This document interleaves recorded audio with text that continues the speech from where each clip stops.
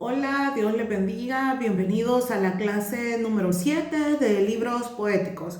Y el tema que nosotros tenemos en nuestra separata dice la clasificación de los salmos según los temas. Dice que hasta principios del siglo XX el método de estudiar los salmos era considerar el título y contenido de cada poema. Luego tratar de establecer una situación histórica para cada uno. Debemos a Hermann Honkel por darnos una comprensión más amplia de los salmos, quien considera los salmos no como meras obras literarias, dice acá, sino como composiciones que reflejan las verdaderas experiencias de los autores, incluso sus emociones y ánimos, dándonos una clasificación como la siguiente. Número 1, la clasificación dice himnos o cantos de alabanza.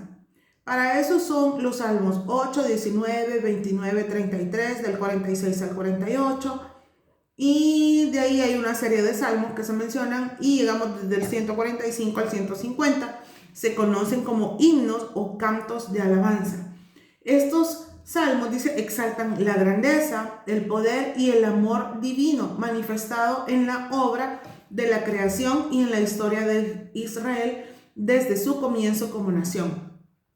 Todos comienzan con una exhortación a la alabanza a Dios. El cuerpo del poema cuenta con los motivos de esta alabanza, las grandes obras divinas realizadas con la naturaleza y en especial en la creación, la historia y particularmente la salvación concedida a su pueblo. Estos salmos dice que son himnos o cantos de alabanza. Vea que todos comienzan, dice, con una exhortación a la alabanza a Dios. Y yo creo que, como les mencionaba en la clase anterior, cuando hablábamos un poco de la introducción del libro de Salmos, hay salmos que literalmente tal cual están escritos, así se cantan. O en la iglesia cristiana, ¿verdad? A veces se tiene, no sé si ustedes en algún momento, ¿verdad? Asistieron a alguna iglesia que lo tiene, se tiene un himnario, ¿verdad?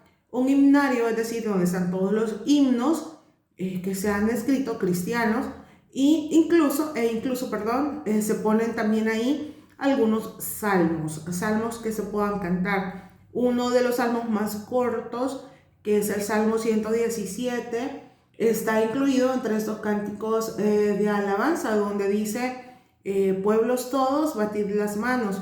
Entonces ese, aunque tenga 2, 3 versículos, se canta completamente.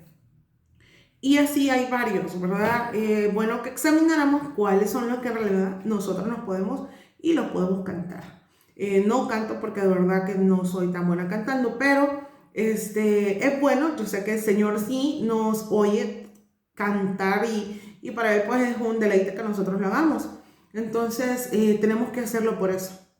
Dice, otro de las clasificaciones son las súplicas, es decir, que son los salmos de sufrimiento o lamentación.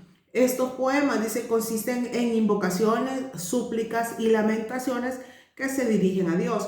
Estos salmos se dividen en dos categorías, en los individuales y los colectivos. Los individuales, dice, expresa el clamor de los pobres, los enfermos, los perseguidos y oprimidos, donde piden la intervención salvadora de Dios. La causa del justo es la causa del Señor. Por eso le imploran que sean castigados sus opresores. El Salmo del 3 al 6, del 9 al 10, el Salmo 22, el Salmo 42, 43, el Salmo 51, que es uno de los más conocidos, definitivamente que es un salmo de súplica, es decir, o más bien de lamentación. ¿Se recuerdan? Después de que David pecó, ¿verdad? Él hizo este salmo, el Salmo 51, donde le pide a Dios, hasta le dice, límpiame, Señor, con hisopo, ¿verdad? Y crea en mí, oh Dios, un espíritu nuevo en mí y todo. O sea, este Salmo 51 de verdad expresa muchísimo de David y da a conocer el arrepentimiento que David tenía acerca de cómo le había fallado a Dios. También tenemos del Salmo 54 al 57 y del 69 al 71. Esos son individuales. Los colectivos o nacionales o de toda la comunidad, donde dice que son oraciones que surgen con motivo de una angustia colectiva del pueblo. una derrota, una mala cosecha, una invasión, el Salmo 12, el 44, el 60, y así llegamos hasta el 137. Ahí está la lista de los salmos y quizás no le voy a pedir que los lea porque sí es bastante, pero sí podamos buscar algunos o al menos unos tres y ver al menos el título que tiene cada uno de los salmos, y eso también nos va a dar una indicación de qué es lo que se está hablando. Dice que se pide la liberación divina y la restauración del pueblo. El Salmo 85 dice es una confesión general de los pecados de la nación. Expresa los sentimientos de los repatriados. Otra de las clasificaciones es la número 3, donde dice de que los cantos de acción de gracias. Esos son otra de las clasificaciones. Dice casi todos los salmos de súplica concluyen con un agradecimiento a Dios por haber escuchado la oración. Pero en los poemas de acción de gracias, este agradecimiento se convierte en lo esencial del salmo. El Salmo 18, el 21, el 30, el 34, el 40, el 65, el 116, el 118. Y así tenemos varios cantos de acción de gracias. La clasificación número 4, los salmos reales y los salmos mesiánicos. Se caracteriza, dice, porque en ellos se destaca el rey, la naturaleza de su dominio y su relación a Dios. Fueron compuestos para diversas ocasiones como la entronización de un nuevo rey, el Salmo 2 y el 110, la boda de un rey, el Salmo 45, plegarias por el rey, el Salmo 20, 61, 72 y 84. Esta es la cuarta clasificación de acción de gracias por el rey, el Salmo 21, oraciones de un monarca, el 28, el 63 y el 101, un himno real, el 144. Esta cuarta clasificación donde dice que son salmos reales y salmos mesiánicos. La quinta clasificación dice que son los salmos sapienciales o didácticos. Dice que estos enseñan lecciones indispensables para gozar la vida.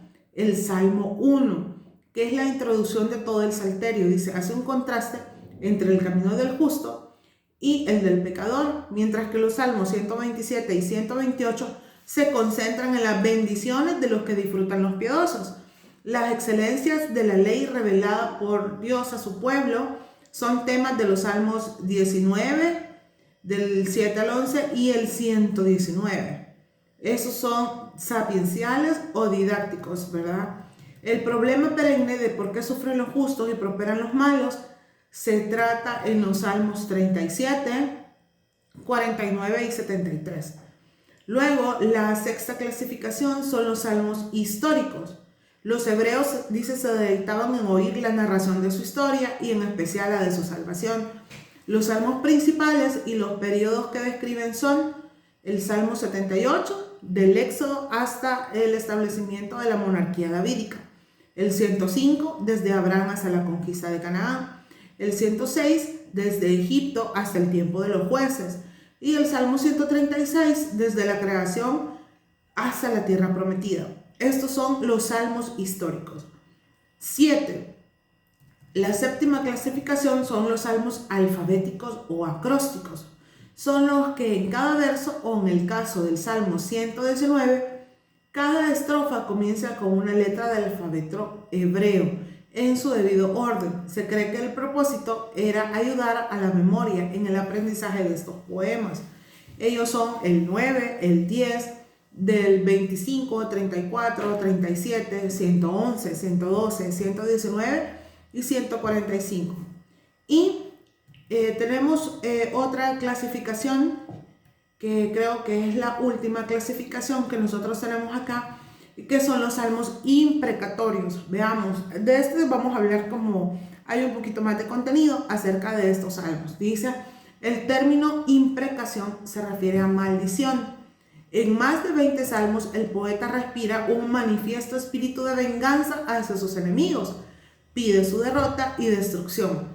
Las más duras maldiciones se encuentran en los salmos 35, 69, 109 y 137, aunque se hallan en otros salmos. Un ejemplo de las imprecaciones de David es el 69 y del 24 al 25.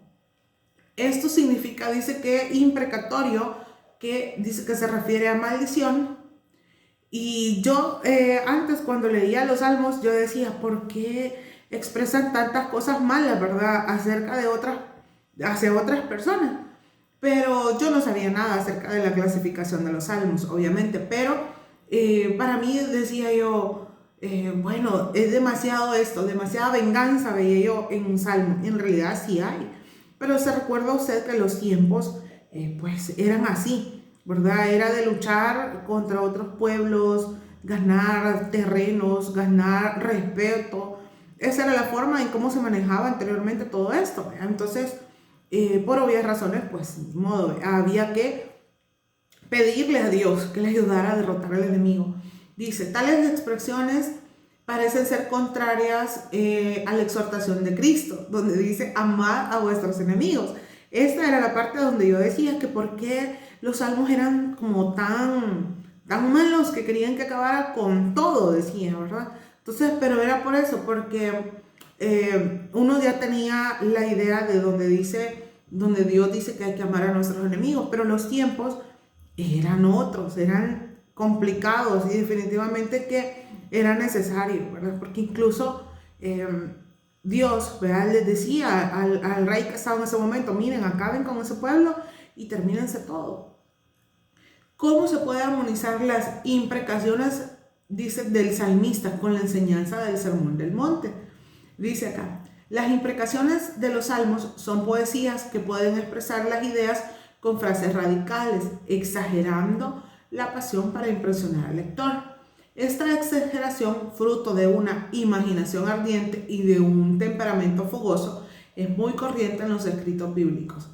Dice, algunas de estas imprecaciones vibran con la pasión de la guerra, se dirigen contra los enemigos de Dios y de su pueblo, los cuales pueden destruir a Israel. Eso lo vemos en el Salmo 139, 21. En ciertas circunstancias, dice, el salmista se encontró totalmente indefenso frente a la maldad y violencia de sus enemigos. Y por eso no clama a Dios para que le salve a él y a su pueblo, sino que le pide que haga caer sobre ellos los peores males. Y es entendible, pues porque estaba él encerrado en un lugar solo y pues tenía que salir. Entonces no le pedía por él, sino que le pedía para que Dios acabara con los que estaban afuera. Dice, en las escrituras se ve que el salmista David no fue vengativo contra sus enemigos personales, sino que mostró, dice, su espíritu de perdón muy notable hacia ellos. Eso lo vemos en 1 Samuel 24, del 26, y en el 2 Samuel 1. Y así, el dulce cantor de Israel supo la verdad neotestamentaria. Mía es la venganza, yo pagaré, dice el Señor. Eso lo vemos en Romanos 12, 19. El salmista sabía que Dios castigue a sus enemigos, pide que Dios castigue a sus enemigos en lugar de hacerlo él mismo. Y yo creo que es lo mejor, ¿verdad? Porque a veces, pues si nosotros queremos tomar la venganza en nuestras manos de algo que sucede o de algo que nos pasó, y no es la forma correcta, sino que dejarle a Dios las cosas. Y dice, en la época de los salmistas no había revelación clara del castigo de los malos después de la muerte. Se creía que el castigo se efectuaría solo en esta vida. El infierno es mucho más terrible que cualquier castigo que pidieran los salmistas. Esto es algo pues que nosotros hoy en día sabemos y conocemos.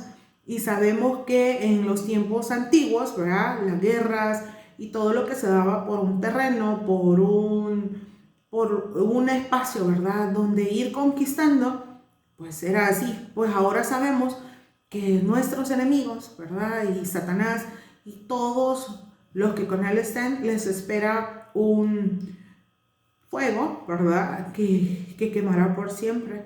Entonces es interesante saber de que ahora hay otra forma de poder hacer las cosas. Gracias por llegar hasta acá. Nos vemos en una próxima clase. Que Dios les bendiga.